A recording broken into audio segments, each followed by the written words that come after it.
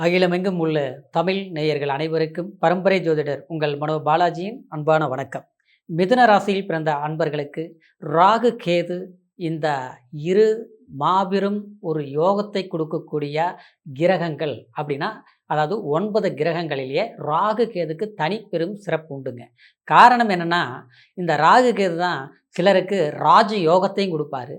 இந்த ராகு கேது தான் பலவிதமான தோஷங்களையும் கொடுத்து, உதாரணத்துக்கு சொல்ல போனோம்னா, திருமணத்தையே கூட தடைகள் ஏற்படுறதும் இந்த ராகு கேது தான். அதனால தான் தார தோஷம், அதே மாரி கலஸ்திர தோஷம், அடுத்தது பார்த்தோம்னா பூர்வ புண்ணிய தோஷம், வம்சாவளி தோஷம், பல தோஷங்கள் சொல்லி சிலருக்கு வாழ்க்கை திருமணத்தையே தடையாக்கும். சிலருக்கு பார்த்தோம்னா, கல்யாணம் பண்ணியே நிம்மதி இல்லாத வாழ்க்கை வாழ்ந்துட்டுருக்குறோம் அப்படிங்கிற சில பிரச்சனைகளும் உருவாக்கும். சிலருக்கு பார்த்தோம்னா, பூர்வீகத்தில் இருக்கவே முடியலைங்க. நாங்க உடம்பெல்லாம் நல்லா வாழ்ந்த குடும்பம், ஒரு பெரிய செல்வாக்கா இருந்தோம். இன்னைக்கு பார்த்தோம்னா, இன்னைக்கு பூர்வீகத்தில இருக்க முடியல. அந்த பூர்வீக சொத்தை நம்ம அனுபவிக்கவும் முடியல. இன்னைக்கு பார்த்தோம்னா, சம்மந்தமில்லாத இடத்துல வந்து இருக்கிறோம். ஆனா, இங்கேயுமே வளர்ச்சி ஆகல. அப்படிங்கிற சில பிரச்சனைகள் உருவாகும். அது எல்லாத்துக்கும் காரணம் என்னன்னா, இந்த ராகு கேது தாங்க.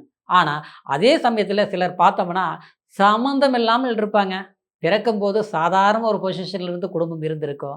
ஆனா, அவரு பார்த்தோம்னா, கொஞ்சம் ஆளாக பார்த்தோம்னா, சம்மந்தமே இல்லாம அற்புதமான ஒரு பிரம்மாண்டமான வளர்ச்சி அடைஞ்சிருப்பாங்க. ஆச்சுங்களா? கார் என்ன, வீடு என்ன, பெரிய ஆளா ஆயிட்டாருங்க. திடீர்னு எப்படி தான் இவ்வளவு பெரிய ஒரு செல்வாக்கு இவருக்கு வந்ததுன்னே தெரியலையே! அப்படின்னு பார்த்து ஆச்சரியப்படுறதும் உண்டு. அதனால தான் இந்த ராகு தாங்க அந்த அளவுக்கு ஒரு பெரிய யோகத்தையும் குடுக்கக்கூடியது தான் இந்த ராகு. அப்படிங்கிறபோது நம்மளுடைய ராசிக்கு ராகு, கேது இந்த அதாவது ஆகஸ்ட் மாதத்தில் இருந்து டிசம்பர் 5ஆம் தேதி வரைக்கும் சரிங்களா? இந்த ஒரு 100 நாட்களுக்கு ஒரு கட்டத்த பார்த்துட்டோம்னா, இந்த காலகட்டம் நமக்கு எந்த அளவுக்கு யோகத்தை கொடுக்குது? இதனால நம்மளுடைய சக்சஸ்ஃபுல் காலம் எப்படி இருக்க போகுது? நாம எதிர்பார்க்கக்கூடிய சில விஷயங்கள், சில பிரச்சனைகள்ங்க. சரிங்களா? அதாவது இதெல்லாமே நமக்கு இனிமேல் தீர்ந்து ஒரு பெரிய அளவுல வளர்ச்சி அடையக்கூடிய வாய்ப்புகள் இருக்கா? அப்படிங்கிறத பத்தி தாங்க இந்த பதிவுல நம்ப தெளிவா இப்ப பார்க்க போறோமுங்க. ஃபர்ஸ்ட் டைம் பார்க்குறவங்களா இருந்தீங்கன்னா, சப்ஸ்கிரைப் பண்ணி பெல் பட்டன் அழுத்தி ஆல் ஆப்ஷன் குடுங்க. மிதுனம் உண்மைய சொல்ல போனோம்னா சிறப்பானவர்கள். ஆச்சுங்களா? மிதுனம் ஞானிகள்னு சொல்லலாம். கலகலன்னு பேச தெரியும். அடுத்தவங்கள சிரிக்க வைக்க தெரியும். சிந்தனையாளர்கள்னு சொல்லலாம். ஆச்சுங்களா? உங்களுடைய ஐடியா தான் மத்தவங்களுக்கு தேவைப்படும். அடுத்தவங்க ஐடியா நமக்கு தேவையே இல்ல. ஆனா நாம பெரிய ஐடியா படைச்ச அற்புதமானவங்களா இருந்தாலும், ரொம்பவுமே குழப்பத்தில் உட்கார்ந்திருக்கிறது யாருன்னு கேட்டோம்னா, நாம தான். மிதுன ராசிக்காரர். ஏன்னா கடந்த காலம் 1 வருஷம் கணக்கு போட்டு பார்த்தீங்கன்னா, அதாவது அங்கே போனோம், இங்கே போனோம், அதை செஞ்சோம், இதை செஞ்சோம். ஆனா எதுவுமே திருப்தி இல்லையே! சம்மந்தம் இல்லாம, தேவையில்லாம, அடுத்தவங்கள நம்பியே நமக்கு சில பிரச்சனைகள் ஏற்பட்டது. வாழ்க்கையில் திருமணம் சம்பந்தப்பட்ட விஷயத்தில, சில போராட்டமான சில சிக்கல்கள் கண்டிப்பா மிதுன ராசிக்காரருக்கு ஏற்பட்டிருக்கும். சரிங்களா? பிடிச்ச வாழ்க்கை அமைச்சுக்க முடியல. அமையிற வாழ்க்கைய ஏத்துக்க முடியல. இப்படி வந்து போராட்டமா போயிட்டுருக்கு. இதனால ஒரு மைண்ட் செட் சரியா இல்லைங்க. என்னவோ தெளிவில்லாமல் போயிட்டுருக்குங்க. பிறந்ததிலிருந்து அதாவது விவரம் தெரிஞ்ச வயசு வரைக்கும் கஷ்டப்படுறோம். கஷ்டப்பட்டு படிச்சோம். படிச்ச பிறகு நம்மளா வந்து ஒரு வேலை, ஒரு வாய்ப்புகளுங்கிறது உருவாக்கணும். ஆனா வாழ்க்கைங்கிற ரீதியில பார்த்துட்டோம்னா, சில குழப்பமான பொசிஷன உருவாகிட்டு இருக்குதுங்களே. சரியாகுமா? அதாவது ஒத்து வருமா? நம்ம எதிர்பார்க்கிறத சக்சஸ் பண்ணிருவோமா? அப்படிங்கிற ஒவ்வொரு நாளையும் கடந்து வந்துட்டு இருக்கக்கூடியவங்க தான் இந்த மிதுன ராசிக்காரர். சிலருக்கு வாழ்க்கை ரீதியில இருக்கலாம். சிலருக்கு பார்த்தோம்னா, அதாவது வேலை ரீதியில சில பிரச்சனைகள் உருவாகியிருக்கும். இதுதான். ஆனா, இதற்கு காரணம் என்னன்னா, அதாவது இப்ப வந்து உங்களுடைய ராசிக்கு 3ஆம் பாவகத்தில் கேது பகவான் சஞ்சாரம் பண்ணிட்டு இருக்கிறாருங்க. அதே மாதிரி உபஜயஸ்தானம் 3ஆம் இடங்கிறது என்னங்க? உபஜயஸ்தானம். அதாவது திறமை, அதாவது நம்மளுடைய முயற்சி, நம்மளுடைய விளையாட்டு, நம்மளுடைய பயணம், நம்மளுடைய சகோதரன் சம்மந்தப்பட்டது எல்லாமே அந்த 3ஆம் இடத்த தான் குறிக்குங்க. அந்த இடத்தில் கேது சஞ்சாரம் பண்ணும்போது எப்படி இருக்கும்? கண்டிப்பா பாவகிரகங்கள் 3ஆம் இடத்துல இருக்கிறது நல்லது தான். ஓகேங்களா? அடுத்தது பார்த்தோம்னா, அதாவது உங்களுடைய ராசிக்கு 9ஆம் பாவகத்தில் ராகு பகவான் இருக்குதுங்க. 9ஆம் பாவங்கிறது என்னங்க? நம்மளுடைய தகப்பனார் சம்மந்தப்பட்ட ரீதி. சரிங்களா? நம்மளுடைய தகப்பனார். அடுத்தது பார்த்தோம்னா, நம்மளுடைய பாக்கியம். ஏன்னா 9ஆம் இடம் பாக்கியஸ்தானம். நமக்கு கிடைக்கக்கூடியது, நமக்கு நடக்கக்கூடியது, நாம் ஆசைப்பட்டதை அடையக்கூடிய ஸ்தானமே அந்த 9ஆம் இடம். ஆனால் அந்த இடத்தில் அதாவது ராகு அமர்ந்திருக்கும் போது கடந்த காலகட்டங்களில் பார்த்தோம்னா சிலருக்கு தகப்பன் தனக்கும் உறவு ரீதியில் அப்படின்னா நல்ல ஒரு பாசத்தோடு இருந்தோம். ஆனால் பார்த்தோம்னா தேவையில்லாத சில கருத்து வேறுபாடுகள் உருவாகியிருக்கும், அல்லது தகப்பனுக்கு உடல் ஆரோக்கிய பாதிப்புகள் வந்திருக்கும். இன்னொரு விதத்தில் பார்த்தோம்னா தகப்பன் இப்போ வந்து நம்ம கண்டுக்காமல் நாம் வந்து தள்ளி இருந்தாலும், அதாவது சொத்து ஆச்சுங்களா, அவரால் வரக்கூடிய ஒரு நன்மை வந்த விஷயங்கள் பார்த்தோம்னா இன்றைக்கி பார்த்தா அதை அனுபவிக்க முடியாத அளவுக்கு கோர்ட்டு கச்சேரி வில்லங்கம் ஒரு இடத்த வாங்கி நாங்கள் பிரச்சனை சிக்கிட்டுங்க. அதாவது அந்த சொத்தால் இன்றைக்கி வந்து பிரச்சனை ஆகிட்டு இருக்கு. பணத்தை கஷ்டப்பட்டு உருவாக்கி ஒரு இடத்த வாங்கி அல்லது வீட்டை கட்டி இன்றைக்கி பார்த்தா குடியேற முடியல, பிரச்சனைகளாக போயிட்டுருக்கு, ஒரு வழக்குகள் சந்திச்சுட்டு இருக்கிறோங்க. அப்படிங்கிறவங்களுக்கு கண்டிப்பாக இந்த காலகட்டத்தில் பார்த்தோன்னா அது தீரக்கூடிய ஒரு வாய்ப்புகள் உருவாகும். எப்படி சொல்கிறோம்னா 2ஆம் பாவகத்தில் குரு, சரிங்களா. அடுத்தது பார்த்தோம்னா இந்த 9ஆம் பாவகத்தில் இருக்கக்கூடிய சனி பகவான் அந்த வீடு கொடுத்தவர். ஏன்னா ராகு கேதுக்கு பொறுத்த வரைக்கும் சொந்த வீடுகள் இல்லை, சரிங்களா. அப்போது இது வந்து 10ஆம் பாவகத்தில் உங்கள் வீடு சனி பகவான் போய் உட்கார்ந்துருக்கிறார், அந்த இடத்த குரு பார்க்குது. அப்போது சில பிரச்சனைகளுக்கு தீர்வு ஏற்படும் இந்த காலகட்டத்தில். கோர்ட்டு பிரச்சனையாக இருந்தாலும் சரி, அதே மாதிரி டைவர்ஸ் சம்மந்தப்பட்ட பிரச்சனைகளாக இருந்தாலும் சரி, பிரிவுகளை நோக்கி, அதாவது ஆசைப்பட்டவங்க நல்லா அன்பாக இருந்தவங்க காரணமே இல்லாமல் இன்றைக்கி பிரிஞ்சுட்டோம், சம்மந்தமே இல்லாமல் நம்மளை வெறுத்துட்டாங்க, ஏன்னு தெரியலைங்க அப்படிங்கிற அளவுக்கு நீங்கள் வேதனைப்படக்கூடியவங்களுக்கு நிச்சயமாக இந்த நேரத்தில் அதாவது நம்மளுடைய அன்பு என்னன்னு புரிஞ்சுக்கக்கூடிய ஒரு வாய்ப்புகள் உருவாகும், சரிங்களா. அடுத்தது பார்த்தோம்னா அதாவது வந்து நம்மள நல்லா படிச்சிருக்கிறோம், ஒரு கவர்மெண்ட் உத்தியோகத்துக்காக எக்ஸாம் எழுதணும், ஒரு ரவுண்டு எழுதணும், ரவுண்டு எல்லாம் ஓகே ஆச்சு, கடைசி ரவுண்டில் ஃபெயில். இது ஒரு முறை இல்லை, பல முறை ஆயிடுச்சுங்க.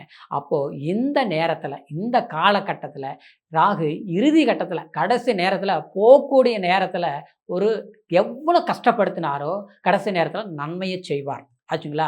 அப்போது இந்த நேரத்தில் நம்ம அரசாங்க உத்தியோகத்துக்காக முயற்சி எடுக்கிறது, அந்த வேலைக்காக படிக்கிறது, இல்லை வந்து நம்ம இன்னொரு டிகிரி படிக்கலாம்னு நினச்சா கண்டிப்பாக அதுக்குண்டான முயற்சிகள் எடுக்கிறது.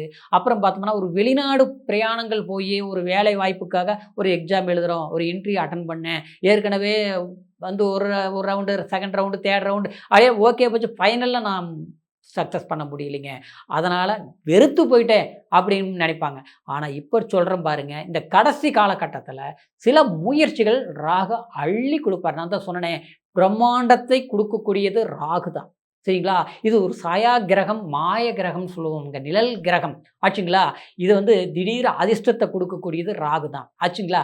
அதே சமயத்தில் சில பாவஸ்தானங்களில் ராகுலாம் சஞ்சாரம் பண்ணும்போதுங்க சிலரை நம்பி ஏமாறுறது, ஆசை வார்த்தைகள்னால மோசமாகிறது, அதே மாதிரி ஒருத்தர் நம்பி பணத்தை கொடுத்து நம்ம ஏமாறுறது, ஒரு வேலைக்காக பணம் கட்டி ஏமாறுறது, அப்புறம் பார்த்தோம்னா அங்கே வேலை வாங்கி கொடுக்குறேன், இங்கே வேலை வெளிநாடு வரைக்கும் போனேங்க, அங்கே போய் பார்த்தா தான் தெரியுது வேலையே சரியில்லைங்க, கடைசியில் கடன் வாங்கிட்டு போன கடன் கட்டுறதுக்கு வழி இல்லாமல் திருப்பி வந்து இங்கே வந்து கஷ்டப்பட்டுட்டு இருக்கிறேன், இப்படியெல்லாம் சிலர் அனுபவிச்சிருப்பாங்க. அதெல்லாம் பாவக ஸ்தானங்களில் இருக்கும்போது அந்த மாதிரி பாதிப்புகள் ஏற்படும். ஆனால் கடைசி காலகட்டத்தில் இது ஒரு யோகத்தை கொடுக்கக்கூடிய ஒரு அற்புதமான பாக்கியமாக இருக்கும். இந்த நேரத்தில் நீங்கள் செய்யக்கூடிய சில பரிவர்த்தனைகள் என்ன அப்படின்னா, அதாவது முன்னோர்களுக்கு, அதாவது நம்மளுடைய தாத்தா, அதாவது ராகுங்கிறது நம்மளுடைய அப்பா வழியில் தாத்தா பாட்டி சம்மந்தப்பட்டது, கேதுங்கிறது அம்மா வழி தாத்தா பாட்டிக்கு சம்மந்தப்பட்டது, 9ஆம் பாவங்கிறது பாக்கியஸ்தானத்தில் சஞ்சாரம் பண்ணக்கூடிய இந்த நேரத்தில் நீங்கள் குலதெய்வத்தை வணங்குறது ரொம்ப சிறப்பாக இருக்கும். முடிந்த வரைக்கும் அதாவது நதியில் நீராடி அங்கே இருக்கக்கூடிய ஈஸ்வரர் வழிபாடை ஆச்சுங்களா பிரார்த்தனை பண்ணிட்டு வரும்போது கண்டிப்பாக உங்களுடைய பிறப்பு ஜனன ஜாதகத்தில் சில தோஷங்கள் இருந்தாலும் அது பரிவர்த்தனையாகும், அது யோகமாக செயல்படும். ராகு ஒரு யோகத்தையும் கொடுப்பார் கடைசி காலகட்டத்தில், சரிங்களா. அந்த காலகட்டம் இப்போ இருக்கக்கூடிய காலகட்டம் தான் இந்த ஒரு 3.5 மாதம், இந்த 100 நாட்களுக்கு சொல்ல போனோம்னா இந்த ஆகஸ்ட் 15ஆம் தேதியிலிருந்து சரிங்களா டிசம்பர் 5ஆம் தேதி வரைக்கும் பார்த்துட்டோம்னா இந்த ஒரு 100-105 நாட்கள் நிச்சயமாக உங்களுக்கு ஒரு அற்புதமான சில மாறுதல்களை உருவாக்கும். சிலருக்கு பார்த்தோம்னா கல்யாணம் பண்ணிங்க முதல் வாழ்க்கையிலையும் பிரச்சனையாகி போச்சுங்க, 2வது வாழ்க்கை எதிர்பார்க்குறோம் அமையான்னு தெரியல, எல்லாம் நெருங்கி நெருங்கி வருது.